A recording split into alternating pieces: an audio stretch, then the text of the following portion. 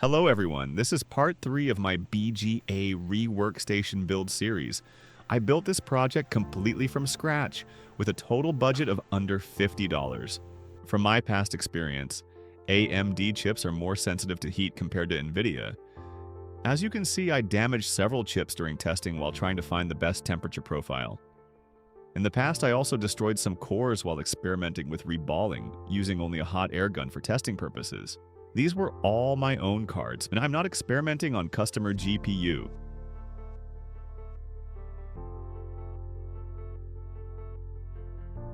In this setup, I am going to use a ceramic emitter bulb as the top heater. I also cut and modified a metal can to cover it, which helps focus and control the heat more effectively. I am using an 800-watt room heater as the bottom heater. The entire system is controlled by an ESP32, which manages temperature control and safety. Here I found the best temperature profile for my setup. The process was completed successfully using this profile.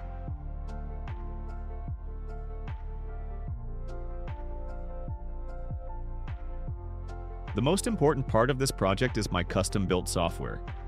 I developed my own control system that allows heater control with adjustable temperature profiles, multiple reflow and profile stages, fan control and sound notification, real-time monitoring Wi-Fi control from a mobile phone or laptop.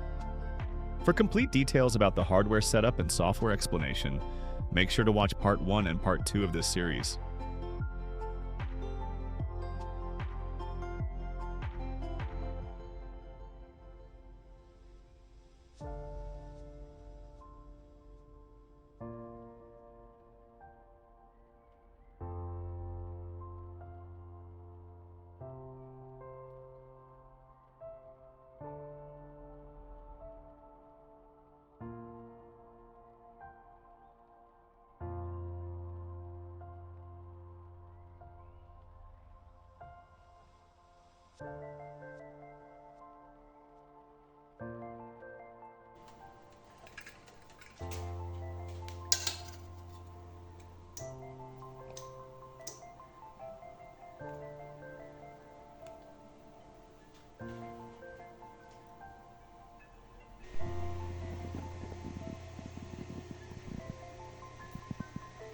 The GPU core was removed cleanly and safely with no signs of bubbling on the die, and no damaged or lifted pads on the PCB.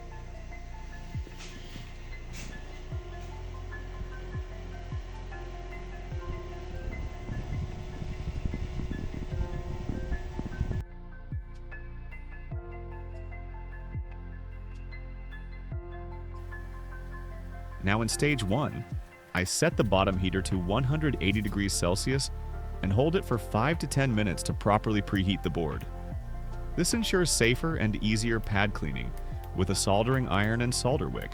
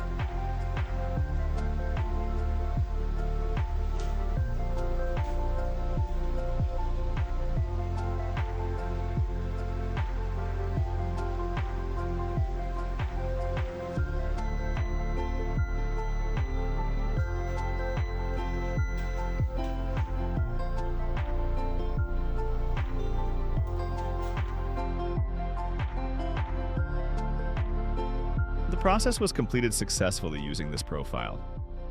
I also added a new feature to the software. Now we can view the reflow history. This allows us to save and review previous reflow data for future reference and continuously improve the temperature profile.